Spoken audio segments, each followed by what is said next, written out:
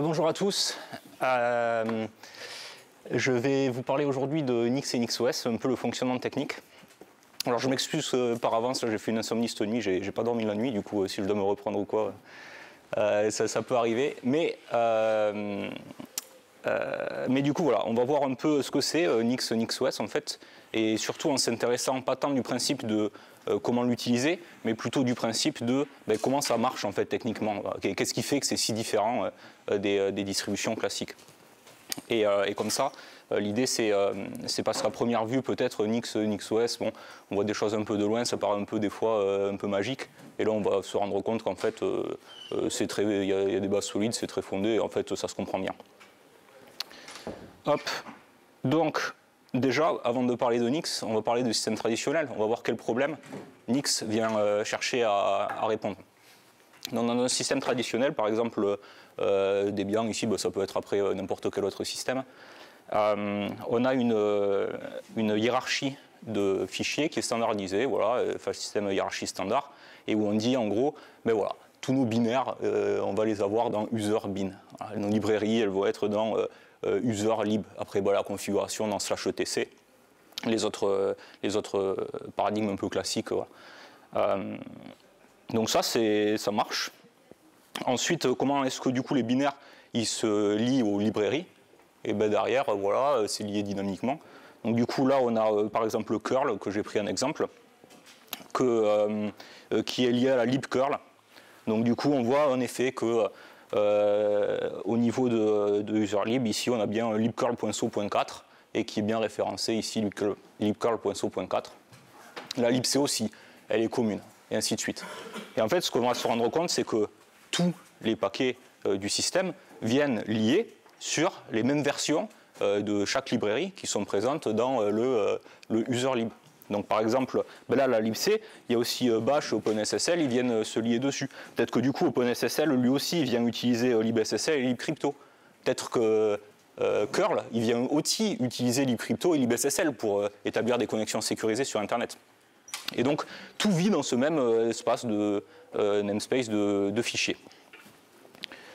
Donc ça a quelques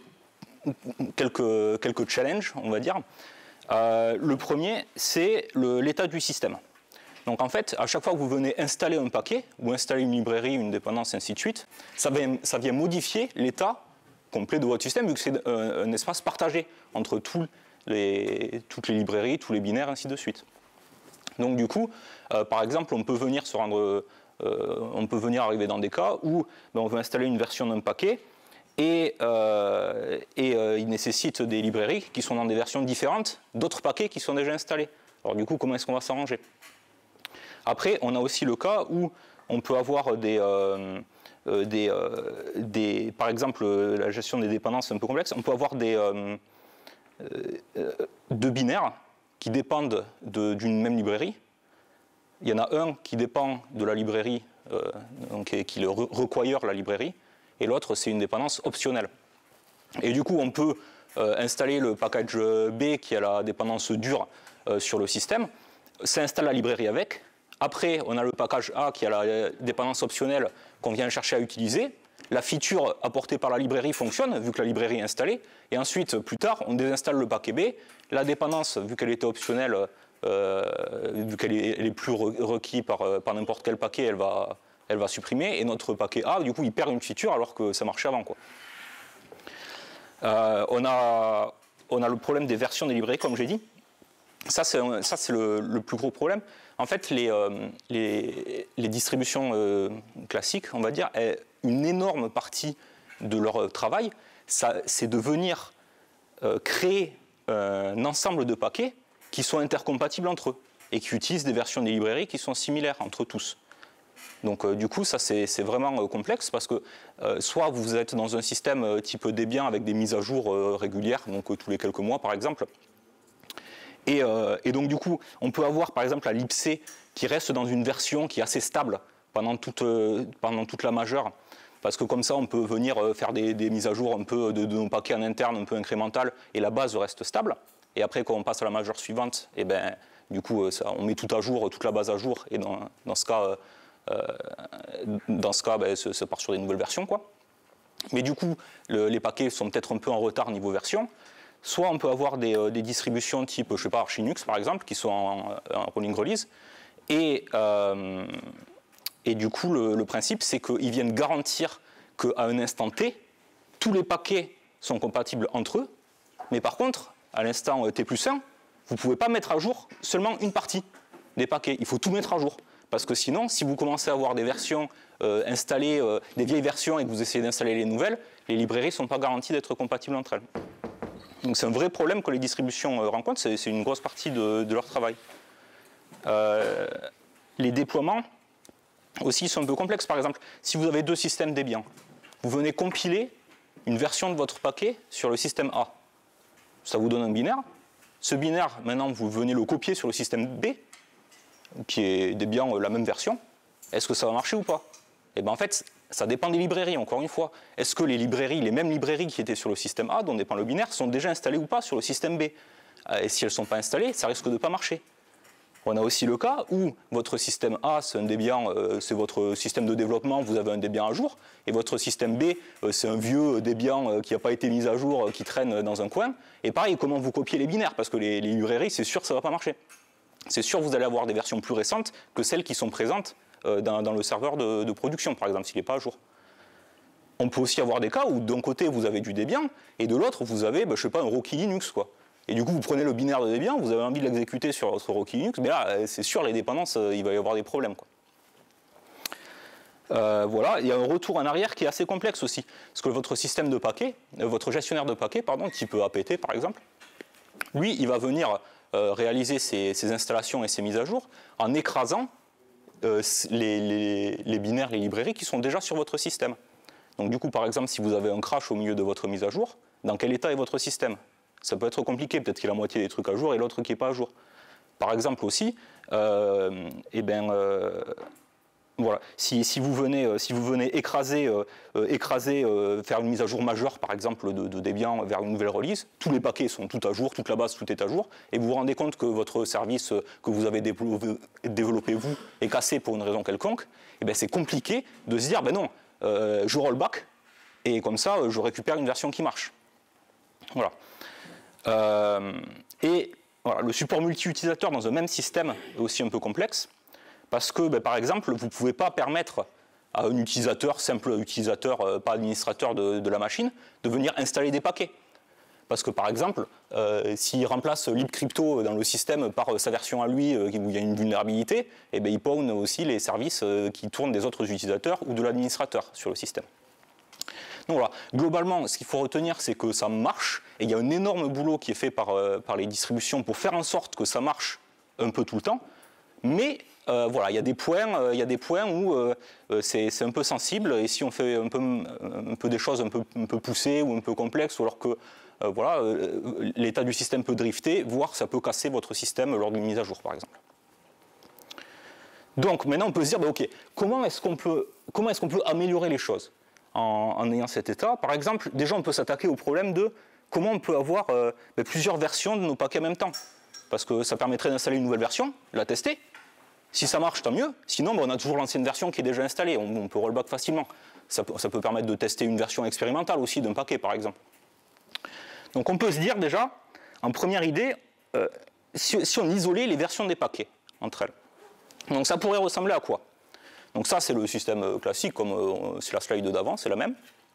Et on peut se dire, mais attendez là, par exemple, à la place de venir tout mettre dans userbin et de mettre tous nos binaires et toutes nos librairies dans userlib, à la place, on pourrait avoir un système où on sélectionnerait un dossier dans notre Linux, par exemple pkgs ici, /pkgs, ça peut être ce que vous voulez. Et dedans, on vient de dire, ok, je veux installer bash aussi, mais bash en version 5.2.37. Et dedans, il y aura quoi? Il y aura bin bash, comme si c'était dans user. Du coup, user bin bash, voilà, sauf que là, c'est user ou pkgs, bash 5.2.37, bin bash. La même chose pour curl. On peut avoir le curl en version 8.7.1. Et donc, lui, il vient avec son binaire, curl, et il vient aussi avec sa librairie, libcurl, qui est dans la même version. Et comme ça, on peut s'imaginer que curl, par exemple, qui dépend de OpenSSL, au lieu de pointer, comme avant, là-haut directement sur userlib libssl.so.6, et bien il pointe sur pkgs openssl 3.0.14 libssl.so.3 ou .6 ou ce que vous voulez. Et comme ça, on se dit, ben, c'est bien. On peut intuiter que on peut avoir plusieurs versions de nos paquets qui pointent chacun vers les bonnes librairies dans les versions auxquelles ils s'attendent. Et ça peut déjà commencer à résoudre une partie de nos problèmes. Alors, donc ça, c'est une bonne idée, c'est un bon début, mais ça vient avec des questions supplémentaires qu'on peut venir se poser. Par exemple, OK, donc là, j'ai deux versions de curl. Par exemple, ici, si vous voyez, j'ai 8.7.1 et 8.10.1. Ben, très bien, mais elles ont été compilées à partir de quelle source, ces versions-là? Est-ce que les sources, est-ce qu'il y a des patchs qui ont été ajoutés? Peut-être qu'en effet, c'est un curl 8.7.1 qui est installé sur mon système, mais peut-être qu'il y a des feature flags de curl que j'ai activés lors de la compilation de curl et qui, sur un autre système à côté, genre par exemple mon serveur de production, ne seraient pas activés. Alors du coup, voilà, quelle est l'origine des informations? Les instructions de build. Peut-être qu'il y a des paquets qui sont compilés avec des optimisations par le compilateur. Peut-être il y a des paquets qui ne le sont pas. Et peut-être que ces optimisations-là risquent d'introduire un état divergent un peu dans le système. Ça vient introduire j'ai plus le mot, mais bon, vous voyez ce que je veux dire, ça commence à drifter, quoi, votre état de votre système. Et non seulement, même si vous fixez les sources, que vous avez le compilateur qui est bien, mais votre environnement de build, c'est quoi? Par exemple, même mon curl, 8.7.1, en fait, si ça se trouve, c'est une version ARM64 qui est compilée. Genre, qu'est-ce qui vous dit que c'est une version x86? Et donc, du coup, on voit qu'en fait, c'est pas non seulement la version des paquets qu'on va devoir venir gérer, pour venir les isoler les uns des autres, c'est vraiment l'environnement complet de build, et des sources et compagnie. Et donc ça, c'est le paradigme que vient apporter Nix, c'est de se dire, OK, il faut faire dépendre les différents services de toutes les variables, tout ce qui peut varier. Donc, les sources du paquet, le compilateur lui-même, l'environnement de compilation, l'environnement de build, le système d'exploitation depuis lequel je fais le build, parce que si je fais mon build depuis un Linux, eh j'aurai un résultat différent de si je fais mon build depuis un macOS, par exemple, sur un système Darwin, et mon architecture CPU. Okay, ça peut être ces différentes variables qu'on ne peut pas contrôler et qui viennent modifier l'état final de notre paquet. Donc du coup, l'idée de Nix, c'est de dire, OK, on va prendre tout ça, on va en faire un hash cryptographique, okay, donc ce qui fait que s'il y a une des dépendances qui va changer, une des informations qui va changer, le hash de sortie va être différent, complètement différent. Et de se dire, ben, OK, à la place de stocker les paquets dans /pkgs bash 5.2.37 par exemple, et ben à la place on va les mettre dans /nic/store, c'est choisi par convention, / un dossier qui comprend le même hash, donc de toutes les entrées du programme qui ont servi à le générer, suivi du nom du programme et de sa version. Mais ça c'est plus pour l'humain, quoi. Ça le rend compréhensible. Et donc comme ça, en fait, notre arborescence complète, elle se transforme en quelque chose qui ressemble plutôt à ça. Donc on a un même dossier comme avant, où on gère plusieurs versions dedans, qui est, avant c'était /pkgs, on avait dit, maintenant ben, ça devient /nic/store, ça ne change rien. Dedans, on a un dossier par un peu paquet que vous venez installer. Et ce dossier contient un hash qui dépend de toutes les sources qui ont servi à générer ce paquet. Et bien entendu, vous l'avez compris, l'idée c'est que ensuite, quand vous allez venir faire vos liens entre les différentes versions, ça va ressembler à ce qui est en bas là. Donc votre LDD là, sur votre binaire de curl, lui maintenant, au lieu de pointer comme dans Debian vers userlib, libcurl, eh bien, il pointe dans /nic/store, /le hash, /curl 8.11.0 libcurl, ainsi de suite.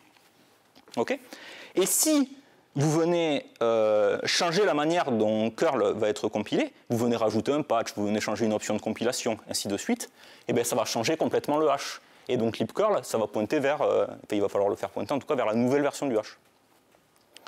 On voit aussi que ça permet à deux versions de libcurl, par exemple, de cohabiter en parallèle. Et ce n'est pas un problème parce qu'elles vont être dans des dossiers différents, malgré le fait qu'elles aient été compilées, malgré le fait que ça soit des versions différentes, ainsi de suite. Et ça permet de tester des choses. Ça permet de se dire, ok, ben, mon curl, par exemple, là, ben, je vais activer telle option de compilation pour voir ce que ça fait. Et donc j'aurai à la fois dans mon système le binaire curl un peu non modifié et le binaire curl modifié. Ils seront juste dans le Nix store sous des hash différents, alors que le nom du binaire, ça sera toujours curl et la version, ça sera toujours 8.11 par exemple. Ok, donc ça c'est la base, c'est les fondamentaux de ce qui sert, voilà, de ce que NixOS, vient, comment il fonctionne. Donc c'est vraiment, il faut vraiment se dire, il y a ces fondamentaux de système de build qui prend en compte vraiment toutes les entrées, qui produisent ce hash, et après on vient stocker le résultat du build dans le Nix store, dans un dossier qui contient voilà, ce hash. Et bien sûr, donc ce hash, par exemple là je dis, hop, le hash ça dépend de la version du compilateur. Le compilateur lui-même est stocké dans le Nix store. Et lui-même est stocké avec son hash qui a servi à le générer. Et comme ça, en fait, ça fait une hiérarchie de hash qui fait que dès que vous changez un élément dans le système, par exemple la version libc, eh bien, tout ce qui en dépend va devoir être régénéré pour venir faire en sorte que ça marche. Et voilà, donc voilà, c'est cette histoire de chaîne de hash qui rend le truc super puissant. Parce que vraiment, on se rend compte que en fait, il n'y a rien dans Userbin, ainsi de suite. Il y a vraiment juste le Nix store et tout dedans. Tout référencé par cette adresse. Ok, je vais faire une petite démo. Et il n'y aura plus trop de slides, mais il y aura des démos maintenant. Hop. Donc je vais aller là. On peut augmenter la taille. On peut clairement augmenter la taille. Dites-moi si... C'est bon comme ça? Après, il n'y a pas beaucoup de place. C'est même pas... alors la première démo, c'est quoi? Donc on a vu que... Pardon, je me reprends.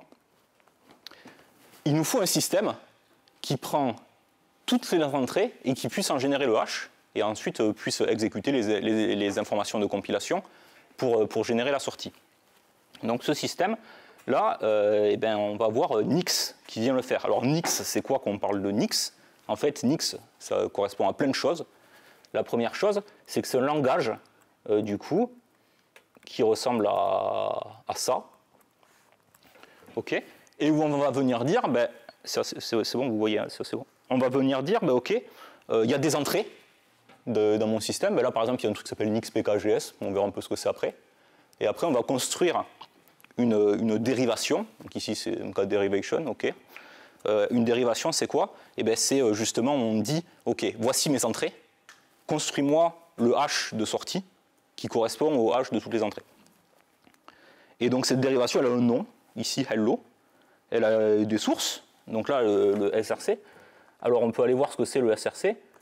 Le SRC, c'est un fichier texte qui contient hello CDL. Voilà. C'est génial comme truc.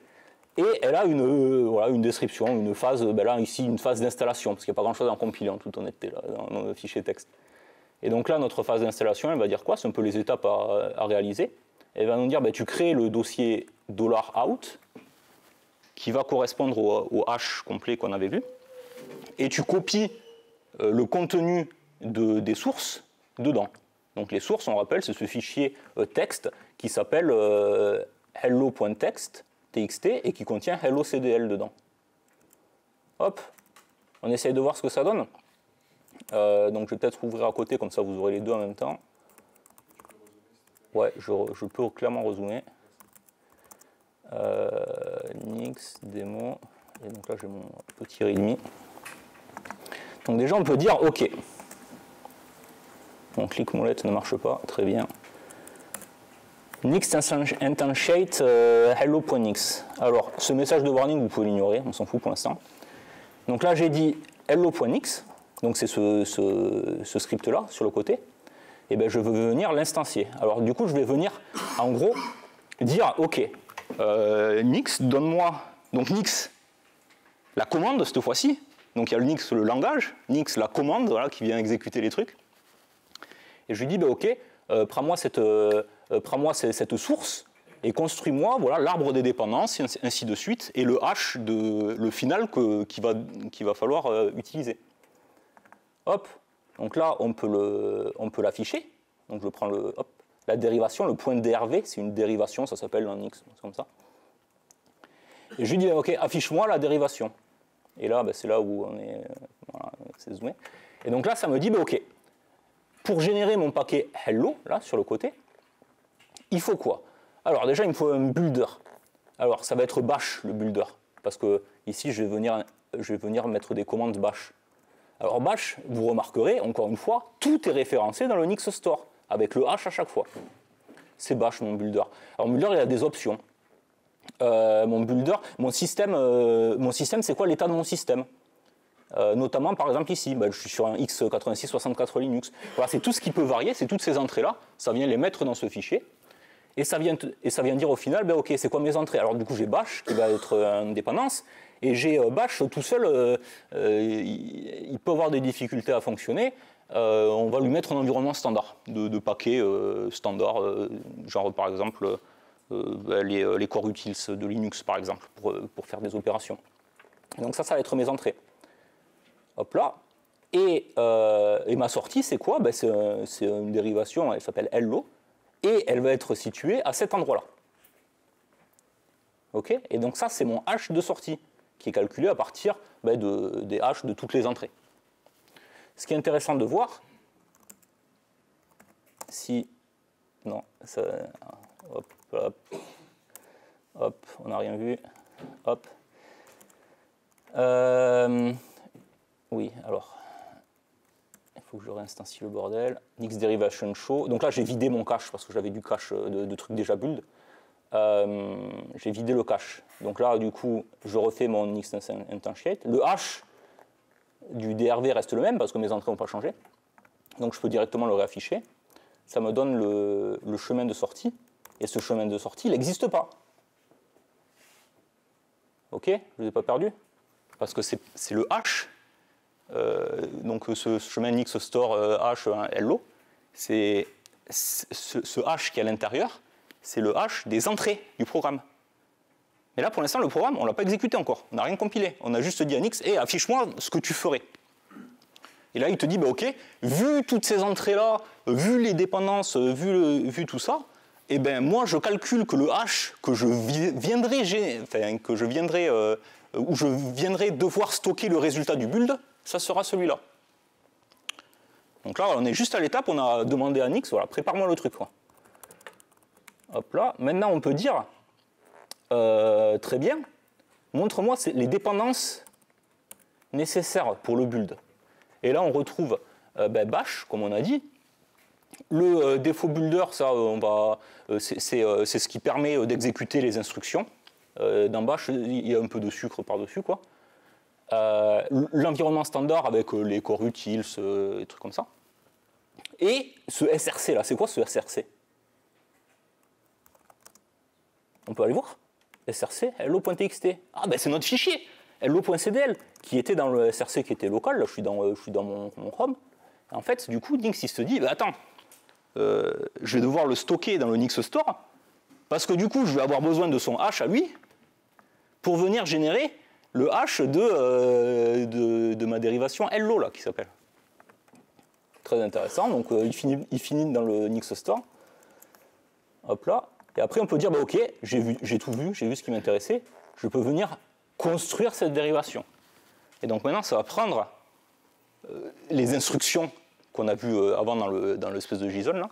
Ça prend ces instructions et ça va venir les réaliser, OK, les exécuter.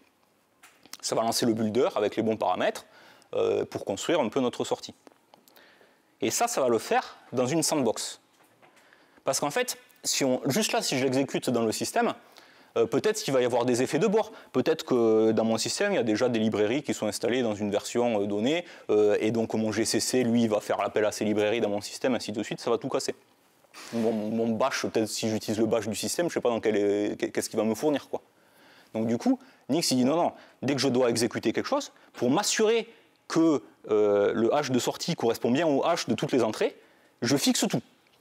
Et donc ça va tout exécuter dans une sandbox où il va avoir accès dans la sandbox, uniquement à ces dépendances qui ont été déclarées. Donc là, ici, on avait vu le bash et le stdenv, par exemple, et le builder.sh, là, le défaut builder, ce qu'il y a au-dessus là. Il y aura uniquement ces fichiers, il aura accès qu'à ça. Et ces fichiers, qu'à ça dans le Nix Store, forcément. Il aura accès à une version vraiment isolée de tout ce qui est /proc, dans le système /dev, /shm, et ainsi de suite, tous les éléments un peu bas niveau. Il aura accès à une version qui est complètement isolée de ça. Il n'aura pas accès à l'espace de PID du système, donc il ne pourra pas dépendre de, je sais pas, venir chercher des informations des binaires qui sont actuellement lancés dans mon système. Il n'aura aucune idée, pour lui il est le seul au monde.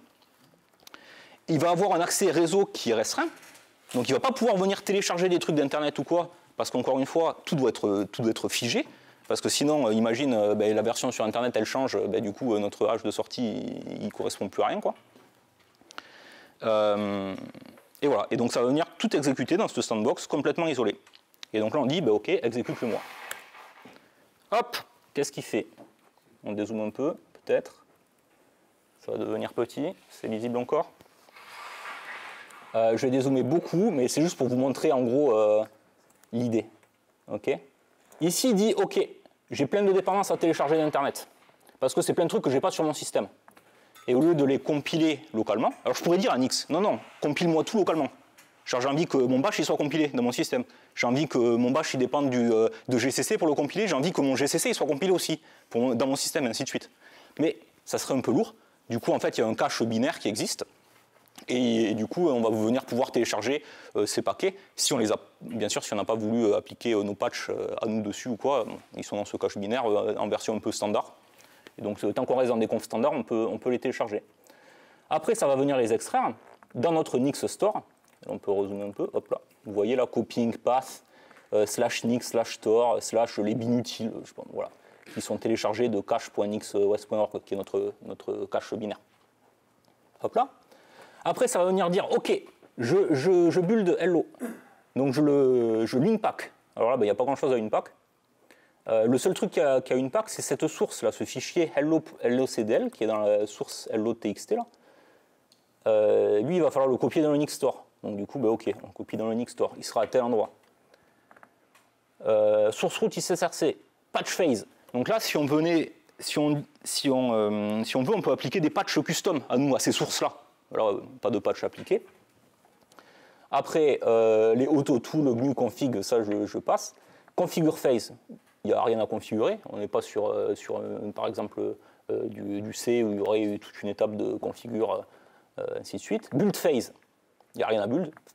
Ok. Install phase, j'ai mon fichier source de hello.txt que je dois copier dans ma dérivation hello. Ok. Fix up phase, il n'y a rien à fixe. Et après, ok, clac, check référence, ça c'est des histoires de patch, je reviendrai dessus après, mais pour l'instant on ignore. Et ça donne un résultat, qui est celui-là. Normalement, il y a quoi dans une fix phase Dans les fix phase, par exemple, ton binaire, il est compilé dans ta sandbox. Par défaut, tes binaires, ils s'attendent à avoir des trucs dans userlib et ainsi de suite. Okay, donc peut-être qu'il va compiler et il va dépendre être lié à des versions qui, lui, il pense être dans userlib machin chose. Et donc dans cette fix-up phase, on va venir, par exemple, il y a un outil qui peut être lancé, alors si c'est des binaires, alors c'est pas du qui s'appelle patch elf, et qui vient prendre ton elf et remplacer dans le binaire, dans le elf, toutes les références à userlib machin truc par Nix Store machin. Voilà. Et c'est ce qu'il essaye de faire ensuite. Mais bon, okay. Et ça nous donne une sortie qui est le Nix Store hello. Et ça, si on va voir dans le Nix Store ce que c'est, eh ben, ça contient bien hello.txt. Ok. Oui, qui était ce qu'on voulait qu'il fasse. On voulait qu'il copie le résultat de srchello.txt, qu'il le mette dans out, qui du coup est ce hash. Et ce hash là, si on regarde l'historique, hcx machin, eh ben c'était lui. Pardon, hcw machin. Hop, hcw 015 im, c'était bien celui qui était prévu. avant. Ok, très bien. Donc ça c'est facile, là, on a copié un fichier. Un truc qu'on peut dire aussi, il y a des raccourcis là, au lieu de faire toutes ces commandes, on peut faire des raccourcis, on peut directement dire build-moi hello.x et du coup il va le build directement. Ça évite de devoir créer la dérivation, ainsi de suite. On peut aussi voir des trucs, on peut aussi dire ok, maintenant que je l'ai build, cette sortie, il va le mettre dans un dossier result, un lien symbolique result qui va pointer dessus. Et comme ça, en fait, en pratique, du coup, on fait des nix build, hello.nix, et après, on fait cat, la result, hello.txt, par exemple. Et ce result qui pointe vers le bon emplacement dans le Nix store. OK.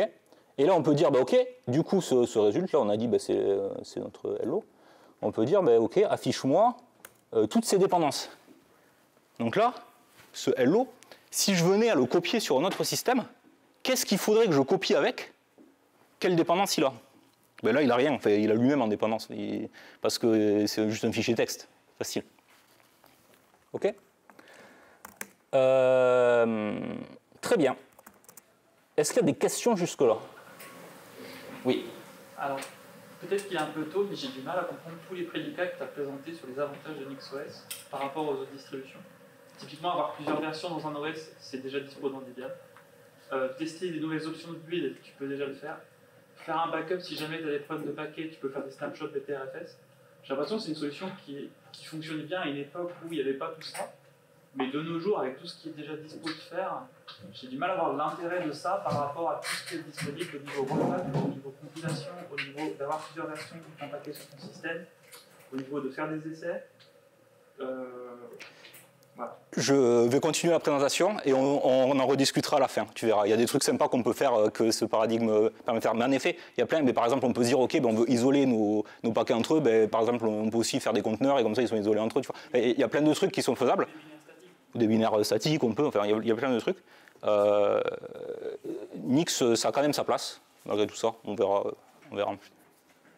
Moi j'ai une question, c'est par rapport à, tu as mentionné que GCC lui-même pouvait aussi être compilé, mais en fait pour compiler GCC, il faut une autre version de GCC. Oui. Et en fait, au bout d'un moment, en fait, la première version, il va bien falloir En fait, il faut faire confiance entre guillemets à la première version de GCC parce que ça peut insérer des effets non déterministes. Et donc en fait, on a un budget jamais vraiment garanti, à part si on arrive à oui. Comment Nix répond à ce problème-là? Alors dans Nix, pour l'instant... Répète la question. Non, ouais, je répète la question. Donc la question, c'est... il y a forcément une racine dans cet arbre de hash, il y a forcément une source quelque part, qui sert à générer tout le reste. Comment on s'assure de l'état de cette source? Donc là-dessus, pour l'instant, c'est une source qui a été construite dans une version de NixOS précédente, qui contient un environnement minimum type GCC. Il y a un BusyBox qui est compilé statiquement sur Muscle, je crois. Il y a des core utils standards, des trucs comme ça. C'est un tar GZ en gros, tu vois, qui est téléchargé et qui vient servir de source. Donc, en effet, il y a une notion quand même de confiance envers cette source. Et dans cette source, tout est prévu pour être interdépendant entre eux. Donc c'est littéralement quelque chose qu'on peut mettre directement dans le Nix Store et après ça marche, permet de gérer tout le reste. Maintenant, il y a des projets qui sont en cours pour venir justement améliorer cette situation et pour venir faire en sorte que, par exemple, il y avait un projet, je lisais ça il y a quelques jours, d'avoir une source binaire, genre 250 octets, genre d'assembleur ultra pixel, tu vois, et qui permet de bootstrapper petit à petit, de quoi compiler GCC dans une vieille version, qui permettra de compiler GCC dans une nouvelle version, et ainsi de suite, et qui permettra de compiler tout le système. Et donc ça, c'est quelque chose qui est en cours de développement, on va dire, mais en effet, pour l'instant, à ma connaissance, c'est pas présent encore. Il y a un peu cet environnement standard qui est téléchargé. Voilà. Oui. Juste pour revenir, il me semble que Glix, l'alternative, est complètement bootstrapable à la source. C'est très possible. Je connais pas. D'ailleurs, moi, je suis pas expert de Nix. Hein. Je suis même pas dans la communauté trop ni rien. En fait, je l'utilise depuis un petit moment. je trouve ça sympa, et du coup c'est pour ça que je le présente. Mais c'est possible aussi que je dise des trucs qui ne sont pas encore tout à fait à jour ou tout à fait exacts, parce que je ne suis pas au courant de tous les développements. Il y a d'autres personnes dans la salle, chez notamment Anime qui... Juste pour répondre là-dessus, effectivement, Geeks a fait le boulot de créer un mini compilateur basé sur un tout petit assembleur qui marche très bien. Et ça marche dans Geeks. Et en fait, porter ça sur Nix, c'est possible, et c'est fait, mais c'est pas encore le truc par défaut dans NixOS aujourd'hui pour tout le monde. Mais ça marche. Voilà. Je regarde mes notes, où j'en suis. Ok. Je peux continuer, c'est bon? Pas d'autres questions pour l'instant. Donc là, on peut aussi se dire, ok, maintenant au lieu de juste copier un fichier texte dans mon résultat, à la place, je vais créer un petit script quand même, histoire de pouvoir exécuter des trucs. Alors là, c'est ma source de mon script. Voilà, on écrit un fichier texte qui est exécutable et qui contient ce contenu. Et on va pouvoir faire un xbuild de hello file. Et ça vient créer notre hello qui va être dans résulte, encore une fois, pointe déjà vers cette sortie par défaut. Et résulte, du coup, ça va nous afficher hello-cdl. Et si on affiche résulte, voilà, ça exécute bash et ça affiche hello-cdl. Et là, vous êtes censé, dans votre tête, vous dire qu'il y a un problème. Voilà. Parce qu'on a ce /bin/bash. Là. C'est quoi ce /bin/bash? C'est le bash de mon système. Mais on ne pointe pas dans le Nix Store, là. Et qu'est-ce qui se passe? Donc là, on est plus reproductible. Donc là, mon script, si je viens le copier sur un autre système, ça se trouve, il n'y a même pas bash d'installer sur l'autre système. D'ailleurs, si on regarde dans notre README, là, si on regarde un peu l'arbre des dépendances, il nous dit quoi? Il nous dit qu'il dépend seulement de lui-même. Il ne dépend pas de bash, parce que, en effet, c'est un fichier texte vu de Nix. Et donc, en fait, ce qu'on vient venir avoir dans Nix, c'est possibilité, là, par exemple, d'écrire un write shell script qui s'appellera hello et qui contient echo hello cdl. Et ça, quand on vient le build, hello script.cdl, ça on ignore. Ça nous crée notre hello. Et là maintenant, on affiche l'arbre de dépendance de ce résulte hello. Et il dépend de plus de trucs déjà. Ok? Donc notre hello, en effet, il dépend de bash. Bash qui lui-même dépend de glibc, qui lui-même dépend de xgcc, et ainsi de suite. Et là, ça nous donne un peu tout l'arbre de dépendance qui fait que si on copie l'ensemble de ces dépendances sur un système de destination et qu'on exécute notre script hello, on est 100% sûr que c'est reproductible. Ça va exécuter exactement la même chose que notre système local, quel que soit l'état du système distant. Alors bien sûr, sous respect que c'est la même architecture CPU et tout ça. Mais bon. Juste, il y a une grosse différence entre les dépendances runtime, qui sont dans là, et les dépendances, parce que tu n'as pas fait la... les dépendances build time, qui sont les dépendances qui ont été nécessaires à produire le truc. Mais... Voilà, et les dépendances build time, du coup là, si on le regarde, donc c'était le hello script, hop là, et que là on vient nous faire notre query de notre bordel là. Hop, et bien ça c'est les dépendances de build time. Alors il n'y a pas grand chose du coup. Bash standard et un défaut, parce qu'en effet, qu'est-ce qu'on fait? On écrit un fichier texte sur le disque. Et par contre, en dépendance de runtime, là, oui, en effet, là, il faut que notre bash ait GUC, ainsi de suite. Ok. C'est bon là-dessus? Next. Next, là, on se rend compte qu'en fait, là, on a téléchargé du coup des versions, comme on a dit, binaires de quelque part. Et notamment, il y a ce bash là, cette version de bash avec laquelle on vient exécuter notre script. Et ça sort d'où ça? C'est quoi? En fait, hop là, et c'est là où je viens démarrer Firefox que je n'ai pas démarré.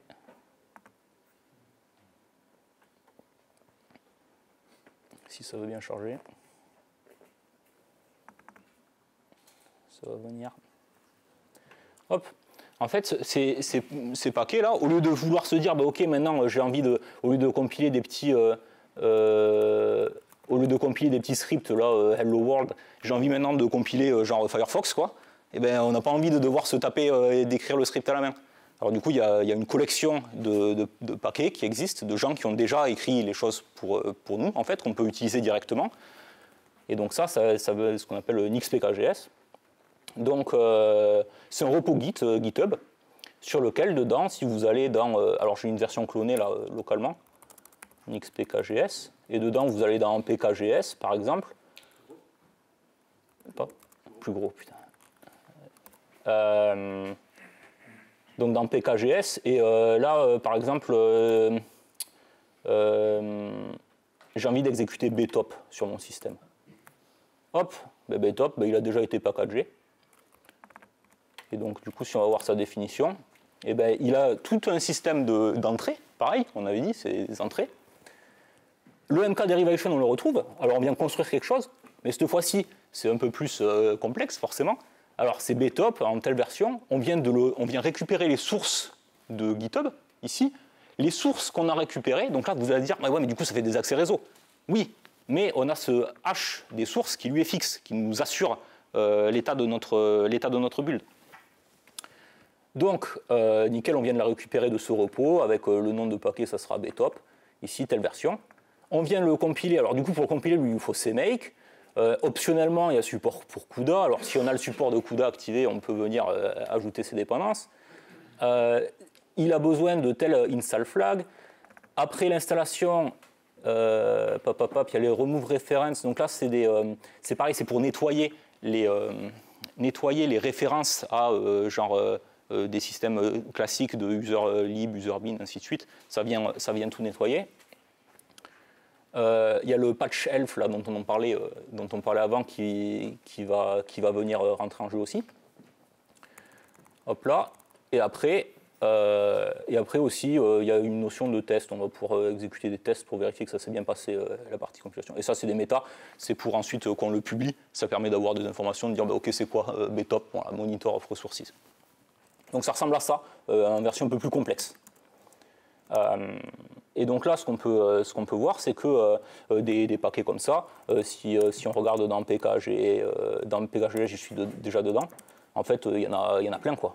Il y a plein de trucs qui sont packagés, voilà, je sais pas, qu'est-ce qu'on peut avoir, Plasma, les desktop, les thèmes des fontes aussi, voilà, tout ce qui est nécessaire pour construire votre environnement, vos paquets sont... il y a beaucoup de choses qui sont déjà packagées en tout cas.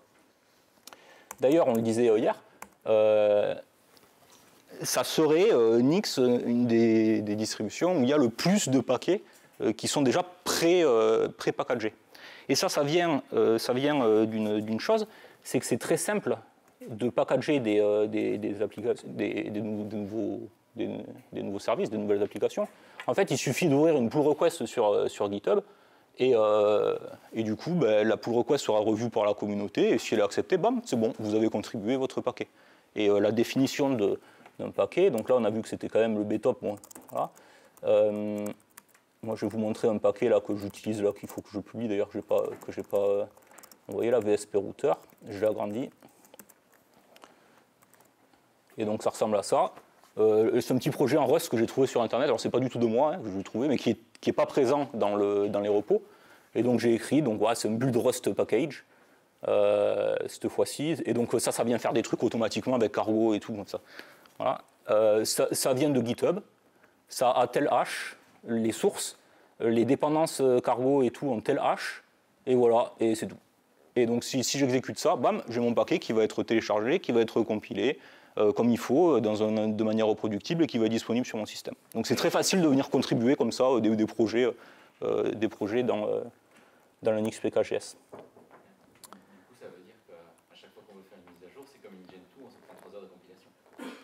À chaque fois que tu veux faire une mise à jour, et ben en fait ça dépend parce que ton paquet il en est où dans l'arborescence, tu vois. Si tu viens par exemple mettre à jour la libc, ben ouais, là, il va peut-être falloir que tu recompiles tout, quoi. Tu vois. Mais par contre, si tu viens mettre à jour la VSP router, là, si je viens juste le mettre à jour lui, ben en fait toutes ces dépendances, elles n'ont pas changé de hash, donc elles sont déjà présentes dans le Nix Store. Donc en fait ça va bien recompiler que ce paquet là parce que il est en bout de chaîne, quoi. Tu vois. Si je peux ajouter un petit peu, ouais.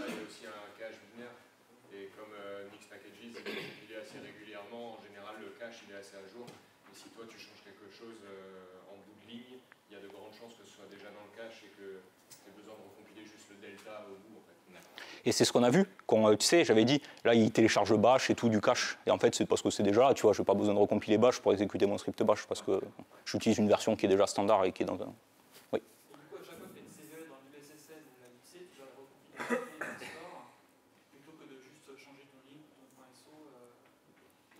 Alors, oui, et ça fait partie des désavantages, on va dire.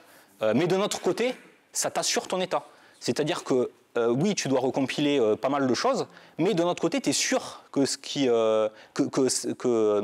tes nouveaux binaires ils vont être compatibles, on va dire, avec cette version de cette librairie. Tu ne te retrouves pas à devoir mettre à jour une librairie, et en fait, ça se trouve, ça casse des trucs à côté, et tu n'as pas le contrôle dessus. Mais bon. Après, en effet, en fait, quand tu viens pusher une mise à jour, il peut y avoir un délai de quelques jours avant que ça soit mis à jour, vraiment dans le cache. Après, tu peux recompiler aussi, sinon, localement. Ouais. Comment ça se passe dans les sources? Ok, tu vérifies le hash des sources, mais dans les sources, si tu as des dépendances flottantes, comment ça gère ça? Par exemple, avec NPM ou même Rust, tu peux sélectionner des ranges de versions. Ouais. Et bien, en fait, c'est basé sur le fichier de lock. Si peu, parce que comme ça te fige la version dans ton fichier de lock.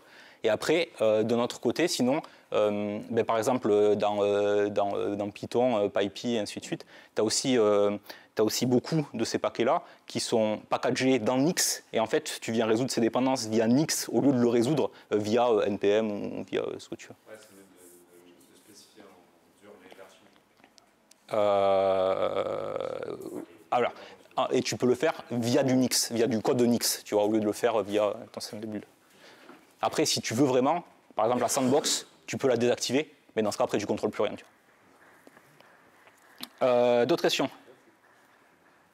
Sachant que j'ai encore du contenu, si vous voulez, mais ok. Et sinon, on peut peut-être. Le mieux, c'est s'il y a d'autres trucs, après, venez me voir à la fin, on discute. Donc là, je vous ai montré un peu la base. Maintenant, je vais vous montrer un peu en accéléré. Là, je vais essayer d'avancer parce que je suis un peu trop lentement. Donc le Nix PKGS, on avait dit on veut exécuter btop. Moi, btop, il n'est pas installé sur mon système. Et d'ailleurs, vous voyez, btop, mon système, il me demande de dire ah ben là, il est dans extra btop, dans userlin btop. En fait, c'est parce que mon système, il n'est pas du tout Nix. Mon système, c'est un archi-Nux. Et du coup, tout ce que je fais là avec Nix, ben, ça marche, nickel, il n'y a pas de problème. Parce que Nix, ça vient tout mettre dans le /nix/tor/ les trucs. Et après, ce Nix store, vous pouvez le copier dans n'importe quel système ou quoi, vu qu'il dépend que de lui-même, eh bien, vous pouvez faire votre développement sur n'importe quel type de machine. Et ça, c'est assez puissant. Donc là, en l'occurrence, je ne l'ai pas, btop. Et donc maintenant, je veux dire, ben, en fait, ok, j'ai envie de lancer un shell avec Nix, dans lequel le package btop sera présent. Et donc lui, qu'est-ce qu'il va me faire? Il va me dire, ok, pas de problème, mon grand, je télécharge btop, je télécharge ses dépendances, je mets tout dans le Nix store, et je te tombe un shell. Et dans mon shell, si je tape btop, maintenant, bam, ben, ça marche. Ok? Ça, c'est rigolo.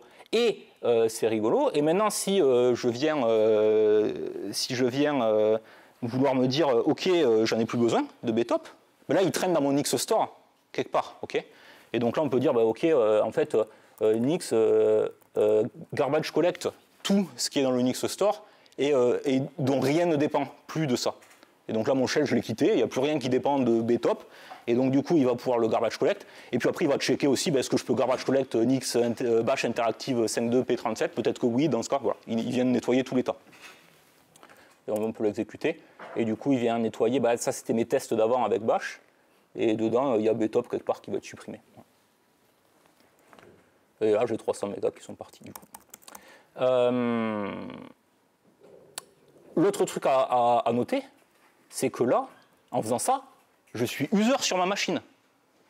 Donc j'installe btop en étant de manière ultra simple, sans avoir les droits d'administrateur sur la machine. Parce que tout se passe dans le Nix store, et le Nix store a les hashes, tous des références des hashes, ainsi de suite.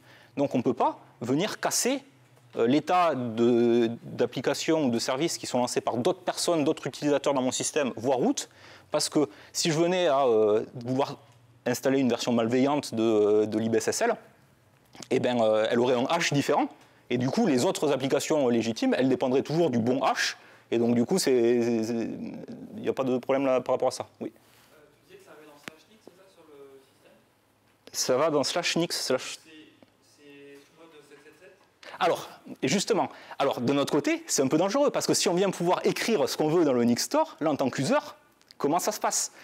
Donc, par rapport à ça, en fait, le Nix store, si on regarde là le Nix store, tirer là ou whatever. Le Nix store, en fait, il belongs à root et il est read-only pour tout ce qui est par root. Donc d'un côté, tous les utilisateurs ont accès à tout dans le Nix store. De l'autre côté, on ne peut pas écrire dedans. Mais du coup, comment ça marche? Parce que là, j'ai fait mon Nix-shell -pbtop. Là, ça m'a mis btop dans le Nix store là. Et ça me met aussi GNU, glibc et ainsi de suite. Okay, et en fait, tu vas avoir un démon qui tourne en route sur la machine et qui, lui, va venir être en charge de l'exécution sandboxée de toutes les dérivations là. Et donc c'est ce démon-là, en fait, en tant qu'utilisateur, tu vas dire hey, j'ai besoin de ça, j'ai besoin de ça, j'ai besoin de compiler ça, voici mes trucs et tout. Et lui, il va être en charge de l'exécuter. Vu que c'est sandboxé de manière à éviter tout effet de bord possible, il n'y a pas de problème. Et ça permet aux utilisateurs de venir mettre des trucs dedans sans problème. OK.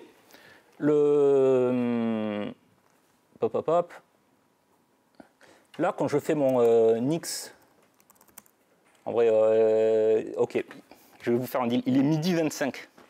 J'en suis à la moitié de ma présentation. Donc, je pense que là, j'ai fait la base du fonctionnement technique. Je pense que le contrat est conclu là-dessus, dans le sens où, là, vous devriez voir un peu le potentiel du Nix Store avec tout dedans, référencé avec les hash des entrées, ainsi de suite. Tout dépend en intérieur. Vous pouvez le copier dans différents systèmes, vous pouvez l'exécuter. Là, on a fait quelques petites démos, là. Vous devriez voir le potentiel.